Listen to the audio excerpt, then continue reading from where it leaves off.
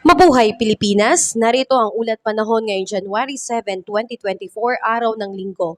Ang Aklan at ang Capiz ay magkakaroon ng maulap na kalangitan na may kalat-kalat na pag-ulan at pagkidlat at pagkulog dahil sa shoreline.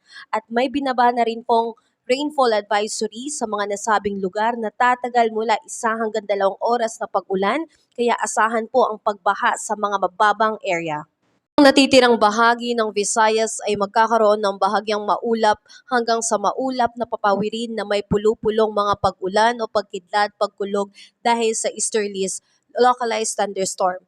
Ang Palawan kasama ang Kalayaan Island at Occidental Mindoro ay magkakaroon ng bahagyang maulap hanggang sa maulap na papawirin na may pulu-pulong mahinang pag-ulan dahil sa northeast monsoon. Katamtaman hanggang sa malakas na hangin mula sa Hilagang Silangan ang iiral sa Eastern Visayas, Palawan kasama ang Kalayaan Islands at Occidental Mindoro na may katamtaman hanggang sa maalon na karagatan.